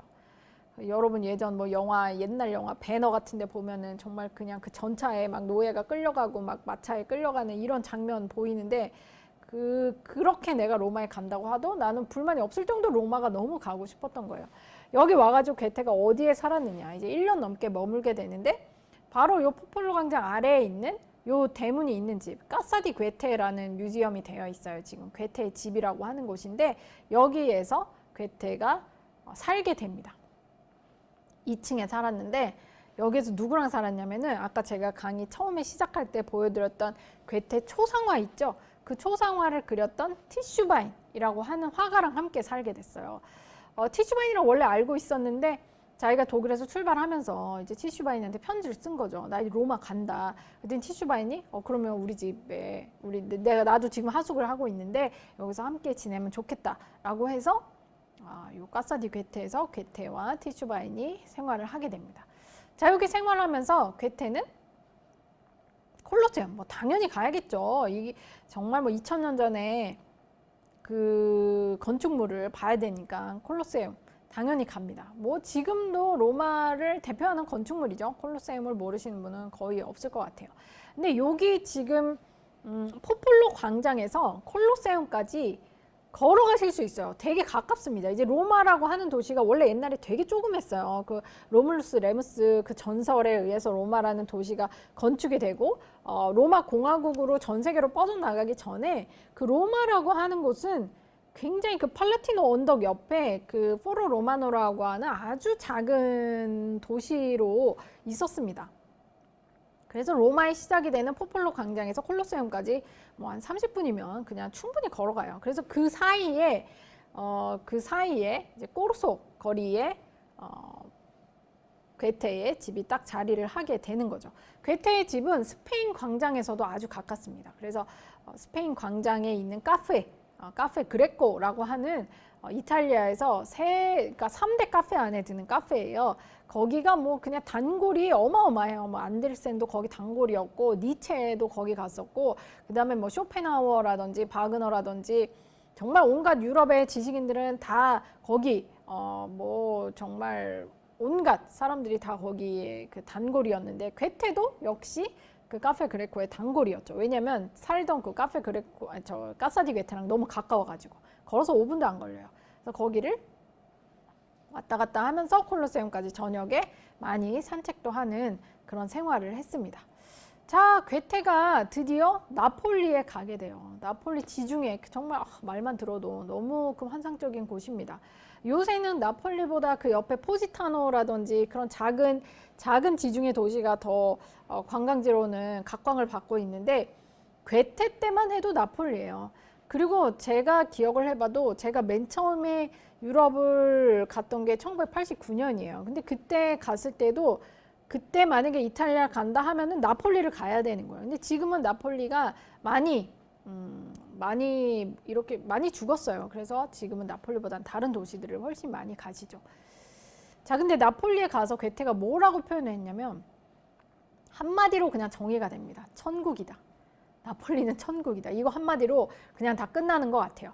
그러면서 사람들이 다 취한 것처럼 살고 있다. 뭐 정말 정말 중독된 것처럼 그렇게 살고 있다. 근데 나도 내가 독일에서 왔지만 나폴리 오니까 나도 그렇게 살고 있다는 거예요. 그러면서 너는 옛날에 미쳤거나 아니면 지금에 미쳐 있다. 이런 표현을 하는데 괴테의 이 이탈리아 기행이 책이 되게 두껍습니다. 왜냐면 괴테가 이거를 거의 2년 가까이 일기를 거의 매일 쓰면서 2년치 일기라고 생각을 해보세요. 편지들도 있거든요. 친구들이랑 주고받은 편지. 그걸 2년어치라고 하면 책이 정말 두꺼울 수밖에 없겠죠. 근데 그 책이 그리고 어떻게 뭐 어떤 관광을 했던 요새 뭐 여행 작가분들이 쓰는 여행 에세이 같은 게 아니고 이분의 지적 호기심을 다 총망라해 놓은 그런 책이에요. 그래서 뭐 베니스 얘기하면 거기서 막 해양학 얘기를 하고 있어요. 무슨 물고기가 어떻고 무슨 조개가 어떻고 그리고 여기 이 나폴리에 가서도 베스비오스 화산에 거기 이제 화산 터진 곳에 토양은 어떻게 돼 있고 돌멩이는 어떻게 돼 있고 뭐 이런 얘기를 엄청 써놨어요. 식물이 어떻게 생겼고 그래서 읽다 보면은 약간 막 아주 흥미로운 책은 아니에요. 그 여행 에세이 종류가 아니기 때문에.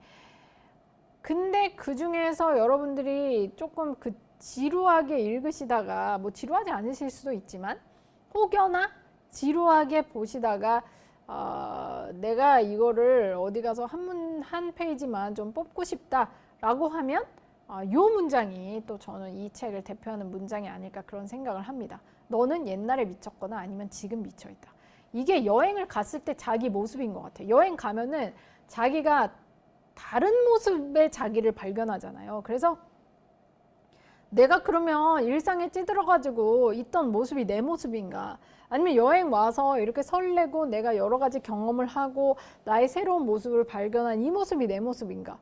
어느 게 내 모습인지 모를 정도로 정말 180도 다른 그런 모습을 스스로 발견하게 되는데 그게 바로 여행의 어마어마한 그 매력이자 또 특징이 아닐까 그런 생각을 해봅니다.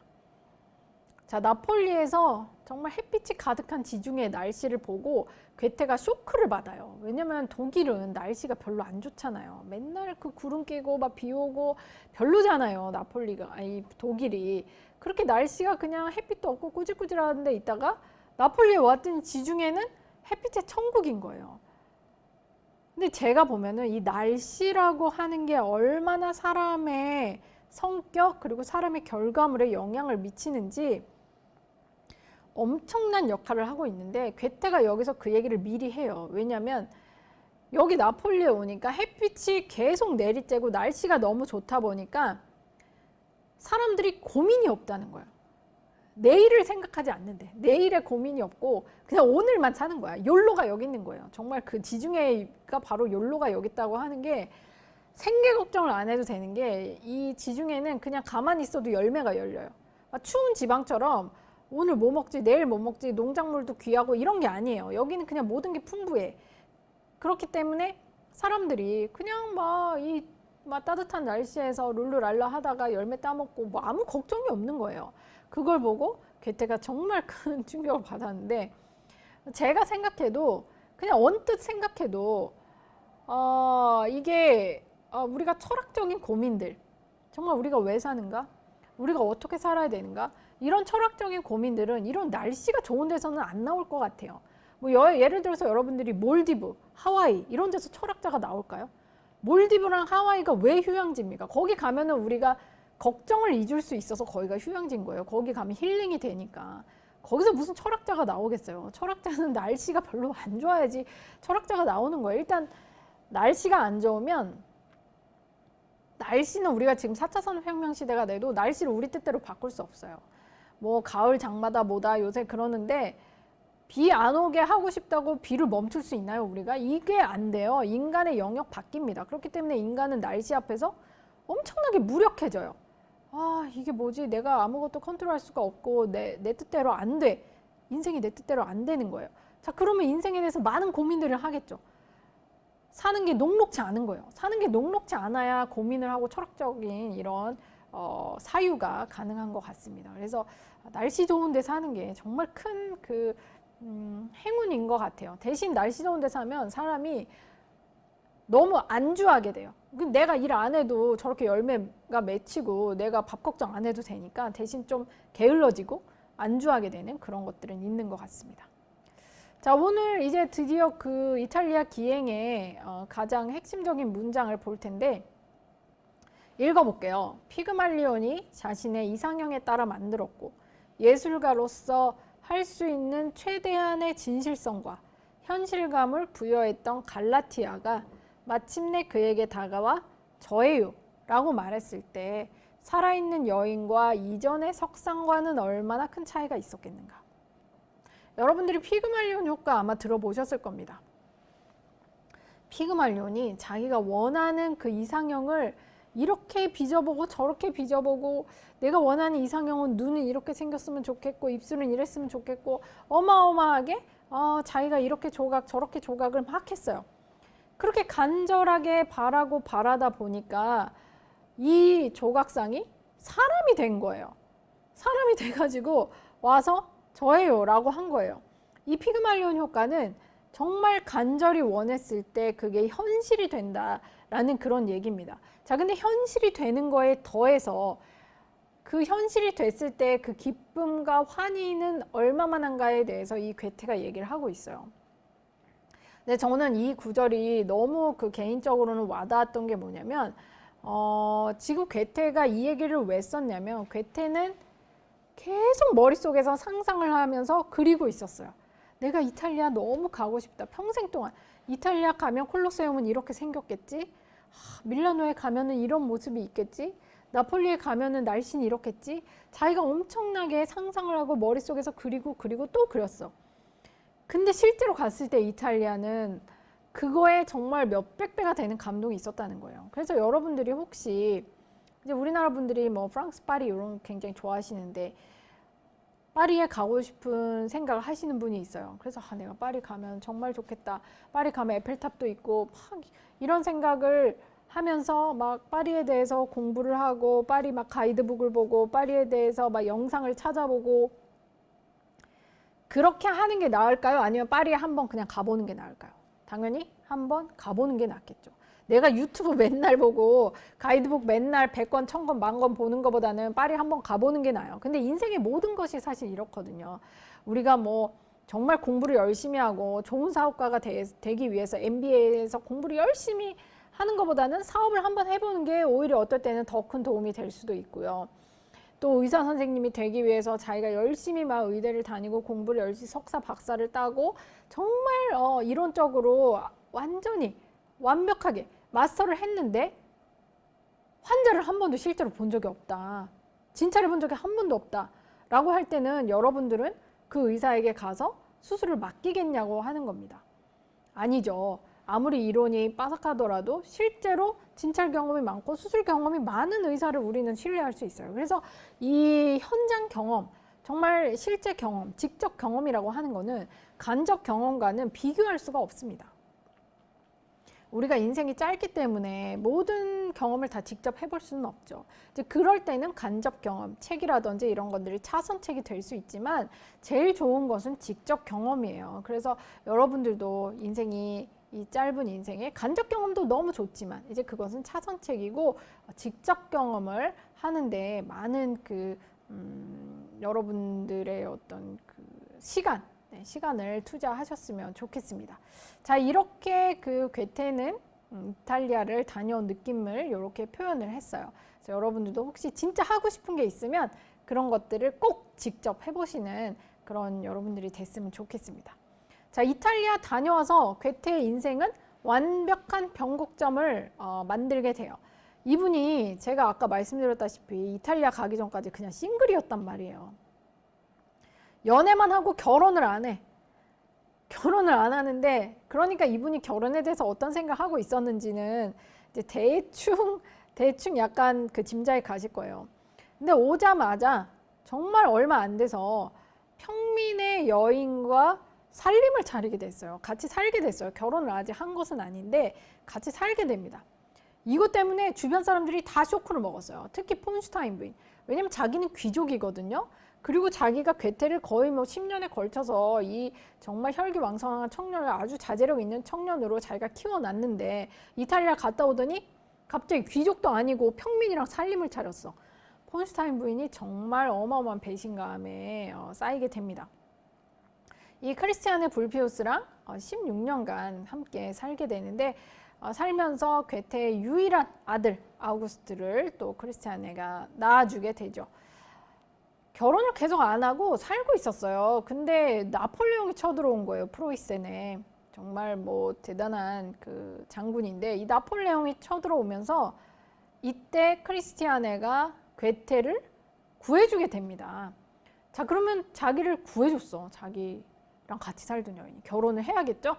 결혼을 드디어 하게 됩니다. 하지만 크리스티아네는 나중에 괴테보다 먼저 사망하게 되죠. 좀 그게 많이 안타까운 얘기입니다. 자, 괴테가 다시 바이마르에 돌아왔을 때 이 집에 살게 돼요. 그 이탈리아 떠나기 살짝 전부터 여기 살고 있었는데 바이마르에 있는 괴테, 여기가 국립뮤지엄이에요. 국립 괴테 뮤지엄입니다. 그래서 여러분들이 혹시 정말 나는 괴테 팬이다, 저는 괴테에 대해서 정말 알고 싶어요 라고 할 때는 프랑크푸르트의 생가도 정말 좋은 곳이지만 저는 여기를 추천드립니다. 괴테가 여기서 무려 50년 넘게 살았어요. 프랑크푸르트 생가에서는 이제 어린 시절을 보내고 대학 전까지 보냈다면은 여기에서 바로 50년 이상을 괴테가 자기의 저작물을 여기서 다 써내게 된 거죠. 정치활동도 여기서 했었고 파우스트 전부 여기서 써내게 됩니다. 괴테의 대표작은 역시 파우스트라고 볼 수 있죠. 자, 집이 굉장히 커요. 지금 노란 벽으로 칠해진 요 집인데 방이 어마어마합니다. 괴테가 지금 식구가 괴테랑 괴테 와이프, 아들 요 3명이에요. 아우구스트까지 이렇게 3명이고 물론 이제 아들이 나중에 결혼을 해서 며느리를 보았습니다만은 지금 이렇게 3명인데 그러니까 얼마나 바이마르에 있는 아우구스트 대공이 칼 아우구스트 대공이 얼마나 괴테를 아꼈는지 볼 수 있죠. 이 집을 선물로 줬어요. 그래서 여기서 살게 되는데 제가 다녀왔을 때 전 2018년에 다녀왔는데 그때 공개된 곳들이 방이 이미 그때 20개가 넘었어요. 근데 뭐 방 전체를 관광객에게 공개하는 것은 아니거든요. 그래서 그 일부를 공개하는데 그게 이미 20개가 넘었으니까 정말 그 어마어마하지 않을까 그런 생각을 해봅니다. 자, 여기에 들어가시면 괴테가 타던 이런 마차도 보실 수 있어요. 네, 괴테가 이런 마차를 탔었구나. 저도 되게 흥미로웠는데 괴테가 너무너무 유명 인사였기 때문에 괴테가 사망하던 그 순간부터 이 집에 있는 모든 것은 그대로 박제가 됐어요. 괴테가 사망하던 그날부터 모든 것을 그대로 보존해서 바로 정말 정말 얼마 안 있다가 국립뮤지엄이 된 곳이기 때문에 여기에 가면 괴테의 모든 것을 다 보실 수 있다라고 생각을 하셔도 좋을 것 같아요. 방이 정말 많은데 여기는 이제 계단을 올라가서 괴테의 집으로 들어가면 계속 방이 이어지는 구조예요. 방 다음에 방 다음에 방 다음에, 그러니까 따로 복도가 없이 계속 방을 통과해서 가는 이런 구조입니다. 그래서 이렇게 음악방도 있어요. 저는 이게 정말 그 재밌더라고요. 별별 방이 다 있어요. 뭐 천장방, 음악방, 뭐 이름을 이제 방이 너무 많으니까 이름을 붙이는 것도 너무 재밌는데 여기에서 실제로 맨델스존이 와서 연주를 하기도 했습니다. 여기서 하나 되게 재밌었던 게 괴테가 그 에커만하고 같이 지내면서 이제 세대 차이가 굉장히 나는데 에커만 청년이고 괴테는 이제 나이가 지긋이 들었죠. 70 이상이 됐으니까. 근데 괴테랑 얘기를 하다가 괴테가 그 모차르트랑 같은 세대라는 거를 에커만이 알게 됐어요. 에커만이 그때 되게 충격을 받는 장면이 나옵니다. 모차르트랑 같은 세대? 괴테가 정말 나이가 많구나 이런 생각을 에커만이 했다는 그 기록을 보고 제가 너무 너무 웃겼어요. 이게 마치 뭐 제가 지금 서태지 세대라고 하는 거를 우리 젊은 층이 봤을 때 저렇게 나이가 많은가 이런 생각을 하는 그런 장면이 연상이 돼서 너무 재밌었고 괴테가 아까 제가 지질학에 관심이 많다고 말씀드렸죠. 그래서 지질학 이렇게 돌을 또 여기서 저기서 이구지구 이탈리아 갔을 때도 돌을 그렇게 싸고 들고 와가지고 방 하나가 돌만 있는 방이 있어요. 정말 너무 웃겼어요. 저는 이걸 보고 돌을 저렇게 싸들고 와가지고 집에 전시를 해놓는구나. 이게 와이프로서는 조금 와이프로서는 조금 어쩌면은 등짝을 맞을 수 있는 일이 아닐까 그런 생각도 해보고 괴테의 정말 검소한 침실입니다. 괴테는 여기서 생활을 하고 여기서 눈을 감았어요. 괴테가 계속 생활을 했던 침실이고 요 옆에 바로 스터디룸이 있어요. 괴테가 함께 계속 공부를 했던 스터디룸도 있고 그 스터디룸 자체를 괴테가 벽을 무슨 색으로 칠해놨냐면 지금 이 방하고 똑같이 그린색으로 했어요. 괴테가 색채론이라는 책도 썼거든요. 그래서 색채론이라고 하면은 어떻게 생각을 할 수 있냐면 그 색깔 정말 지금 우리가 생각하는 그런 색채 이론을 괴테는 그 당시에 이미 전부 다 생각을 하고 있었습니다. 그래서 공부를 하려면 뭔가 마음의 편안함을 줘야 되고 그렇다고 한다면은 그린 컬러가 우리에게 정말 편안함을 주는구나 라고 괴테가 생각을 했어요. 그런데 이 색채론이라고 하는 책을 냈는데 정말 그 과학에도 관심이 많고 온갖 분야에 관심이 많았던 이 융합 천재가 색채론이라고 하는 책을 냈는데 색채론을 아무도 안 알아주는 거예요. 다들 뭐 문학작품은 정말 뛰어나다 인정을 해주지만 색채론을 그게 정말 다 말도 안 되는 소리라고 다들 생각을 했던 거예요. 그래서 괴테는 색채론만 생각하면 마치 자기의 아픈 손가락 같은 그런 느낌을 갖게 됩니다. 그래서 색채론의 약간의 뭐랄까 색채론 얘기만 하면 이 사람이 막 그렇게 갑자기 막 감정이 북받쳐가지고 얘기를 하는 그런 장면을 보는데 굉장히 재밌었어요. 근데 괴테가 했던 말이 어느 정도 일리가 있다고 하는 게 정말 우리가 그린 컬러라고 하는 게 우리 시야에 굉장히 편안함을 주잖아요. 그렇기 때문에 공부를 할 때 공부방을 그린 컬러로 꾸미는 거는 정말 큰 대안이 될 수 있구나 그런 생각을 또 해보게 됐습니다. 자, 괴테 집에 정말 많은 방이 있는데 그 방을 다 구경하고 나오면 이렇게 정원으로 나오게 됩니다. 자, 정원에서 괴테가 와이프와 함께 산책도 하고 뭐 벌도 키우고 이러면서 했던 그런 것들을 상상을 해보셔도 좋을 것 같아요. 정원도 굉장히 넓죠. 그러니까 집 자체가 규모가 어마어마한 곳입니다. 이렇게 괴테가 생활하던 이 집 옆에 현대적인 건물이 하나 있어요. 그 건물이 뭐냐면 괴테 뮤지엄입니다. 그래서 여기에 괴테가 진짜 그 생활하던 괴테의 용품들, 네. 괴테의 생활용품들 이런 것들 구경해 보실 수 있어요. 이렇게 지금 보시는 것처럼 괴테 옷 보실 수 있고, 그다음에 신발, 발이 되게 크더라고요. 그리고 괴테의 친필, 그 편지들, 뭐 폰슈타인 부인과 주고받았던 편지들도 있고, 근데 여기 규모가 굉장히 커요. 그래서 제가 정말 깜짝 놀랐어요. 괴테가 그리고 얼마나 많은 분야에 관심이 있었고 정말 그 감정이 풍부한 사람이었었는지 이제 집을 보시고 또 이 뮤지엄을 보시면 정말 그 대단한 그 이게 작은 도시인데 정말 뮤지엄 자체는 어느 대도시의 메이저 뮤지엄과 견주어도 부족할 게 하나도 없을 정도로 엄청나게 많은 것들이 있다라고 제가 말씀드릴 수 있을 것 같아요. 괴테의 대표작이라고 한다면 역시 파우스트를 들 수 있을 것 같습니다.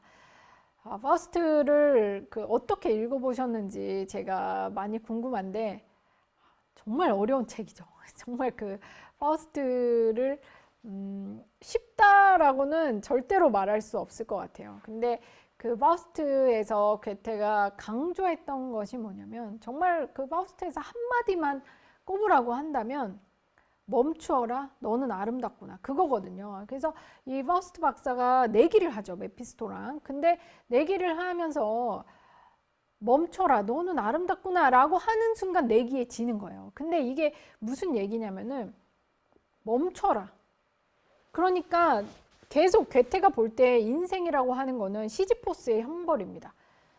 내가 짐을 지고 정말 인생 너무 무거운 짐, 너무 이제 괴로움, 고통들, 고난을 지고 인생을 산을 올라가는 거예요. 산을 올라가서 그 돌덩이를 내려놨다고 생각한 순간 그 돌덩이 다시 산 밑으로 굴러 떨어집니다.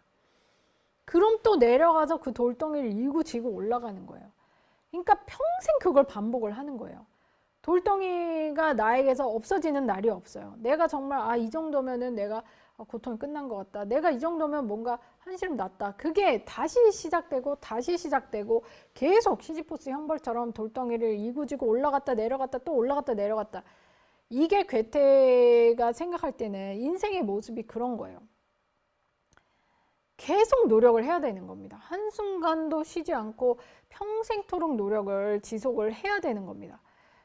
그런데 마치 파우스트 박사처럼 멈춰라 너는 아름답구나, 이게 무슨 뜻이냐면은 그만한다는 거예요. 내가 노력을 끊임없이 해야 된다. 나 이제 노력을 그만하겠다. 내 지금도 멀쩡하고 지금도 괜찮아.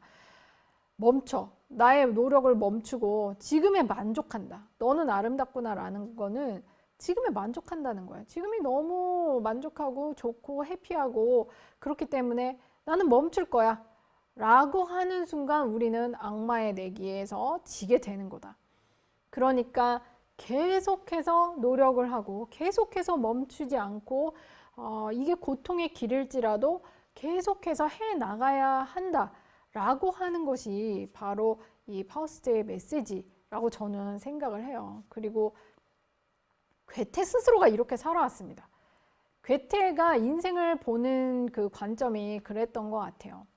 괴테가 인생을 정말 길게 살았잖아요. 80 넘게 남들 평균 수명의 2배를 살면서 얼마나 많은 일들이 있었겠습니까? 그리고 20대에 명예를 얻게 돼요. 남들은 꿈도 못 꿀 어마어마한 명예를 얻게 되는데 괴테가 나중에 무슨 얘기를 했냐면 명예라고 하는 게 정말 성가신 것이다.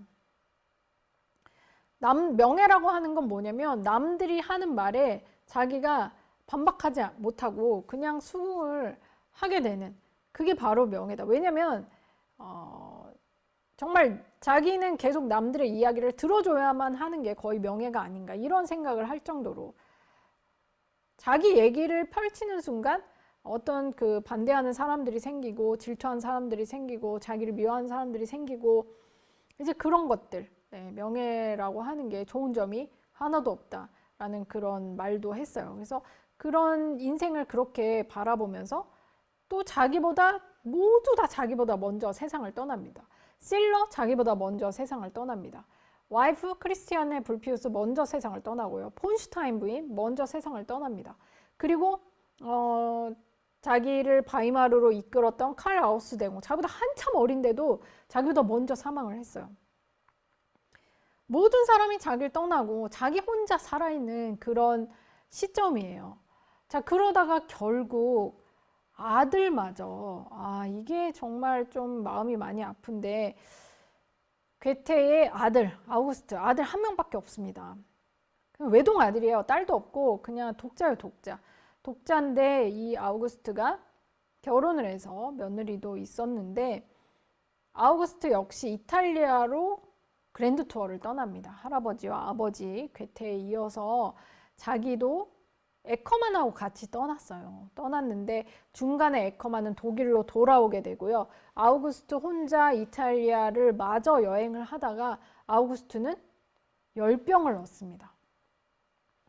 그리고는 이탈리아에 묻히게 되죠. 그때의 그 괴테의 상실감은 정말 어떠했을지. 근데 에커만도 독일로 돌아오고 있던 중에 그 소식을 들어요. 독일로 돌아오고 있던 중에 여관에서 숙박을 하다가 그 다음날 그 소식을 듣습니다. 괴테의 유일한 혈육, 유일한 아들이 이탈리아에서 열병으로 사망했다. 자, 에커만이 어쩔 줄 모르는 거예요. 자기가 같이 이탈리아 갔다 자기만 혼자 살아서 돌아가는 거잖아요. 근데 그 무거운 마음, 어두운 마음을 가지고 괴테한테 돌아갔을 때 괴테가 아무렇지도 않게 식사를 하고 있었다는 거예요. 정말 그 겉으로 드러내지 않는 거죠. 정말 세상에서 가장 큰 아픔이었을 텐데 근데 남들이 보는 앞에서는 그냥 아무렇지도 않다는 듯이 식사를 하고 평상시와 똑같이 생활을 하는 괴테를 보게 됩니다. 그걸 보니까 저는 더 마음이 아리더라고요. 오히려 사람이 정말 뭐 대성통곡을 하고 너무나 힘든 기색을 보이면 덜할 텐데 너무나 이성적인 반응을 보였을 때 저도 너무 마음이 아팠습니다. 하지만 이 슬픔을 괴테도 어쩌지는 못했겠죠. 자기 주변 사람들이 다 떠나고 자기 아들마저 떠났을 때 괴테는 파우스트를 완결을 합니다. 파우스트 2부를 전부 완결을 해내고 아들이 사망한 10달 후에 괴테도 역시 세상을 떠나게 돼요. 그래서 이 괴테가 떠나고 나서 데스마스크를 만들고 에커만은 괴테의 저작물을 전부 다 관리를 하면서 괴테의 그 책들을 묶어서 펴내게 됩니다. 자, 이렇게 괴테의 마지막까지 지금 살펴보았습니다. 그래서 괴테의 작품 중에 베르트르의 슬픔 그리고 파우스트 간략히 설명드렸고요. 또 괴테의 인생과 또 독일 곳곳 제가 찍어온 사진과 함께 랜선 여행을 떠나보았습니다. 이렇게 3강 괴테와 함께한 독일 랜선 인문학 여행 시간 여기까지 제가 들려드릴 수 있을 것 같아요. 자, 그럼 다음 시간은 이제 4번째 강의 영국으로 떠나는 인문학 여행이 되겠습니다. 자, 오늘도 이렇게 강의 봐주시고 또 들어주셔서 감사드리고요. 저는 다음 강의에서 뵙도록 하겠습니다. 건강한 모습으로 다음 시간에 뵐게요. 감사합니다.